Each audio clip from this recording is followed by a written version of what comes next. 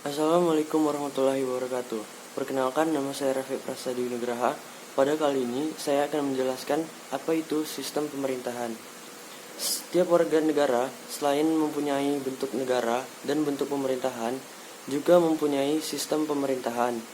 Sistem pemerintahan merupakan suatu sistem sebagai alat untuk mengatur jalannya pemerintahan sesuai pada kondisi negara dengan tujuan menjaga kestabilan negara. Istilah sistem pemerintahan berasal dari dua kata, yakni sistem dan pemerintahan. Sistem dapat disebut sebagai susunan, tatanan, dan jaringan yang mempunyai hubungan fungsional baik antara bagian maupun hubungan fungsional terhadap keseluruhan bagian, yang akibatnya jika salah satu bagian tidak bekerja dengan baik, maka akan mempengaruhi keseluruhan tatanan tersebut.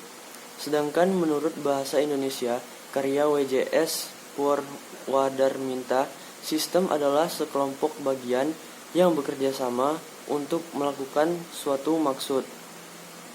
Sedangkan pemerintahan berarti perbuatan memerintah yang dilakukan oleh badan legislatif, eksekutif, dan yudikatif di suatu negara dalam rangka mencapai tujuan penyelenggaraan negara. Dan menurut Mahfud MD, sistem pemerintahan negara adalah mekanisme kerja dan koordinasi atau hubungan antara ketiga cabang kekuasaan, yaitu legislatif, eksekutif, dan yudikatif. Oleh karena itu, dapat disimpulkan bahwa sistem pemerintahan adalah hubungan dan susunan antara lembaga-lembaga negara yang saling terkait dan berkesinambungan dalam satu kesatuan dalam rangka penyelenggaraan negara.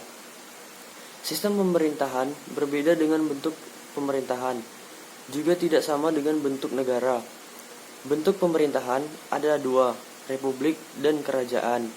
Sedangkan bentuk negara ada tiga, yaitu kesatuan, federal, dan konfederasi. Bentuk pemerintahan republik mempunyai sistem pemerintahan presidensial. Sedangkan untuk pemerintahan kerajaan, sistem pemerintahannya adalah monarki. Korelasi yang serupa tidak terjadi pada sistem pemerintahan dengan bentuk negara. Sistem pemerintahan mempunyai sistem dan tujuan untuk menjaga suatu kestabilan negara tersebut. Namun, di beberapa negara sering terjadi tindakan separatisme karena sistem pemerintahan yang dianggap memberatkan rakyat atau merugikan rakyat. Sistem pemerintahan mempunyai fondasi yang kuat, di mana tidak bisa diubah dan menjadi statis. Jika suatu pemerintahan mempunyai sistem yang statis, absolut, maka hal itu akan berlangsung selama-lamanya hingga adanya desakan kaum minoritas untuk memprotes hal tersebut.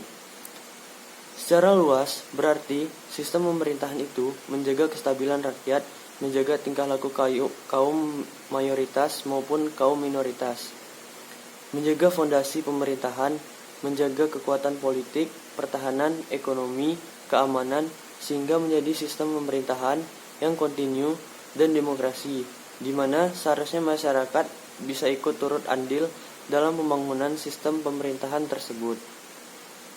Hingga saat ini, hanya sedikit negara yang bisa mempraktikkan sistem pemerintahan itu secara menyeluruh.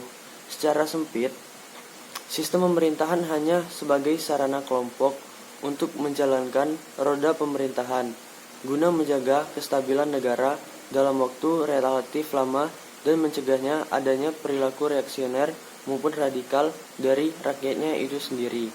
Baiklah, saya rasa cukup sekian penjelasan dari saya. Jika ada salah dan kurang, saya mohon maaf. Wassalamualaikum warahmatullahi wabarakatuh.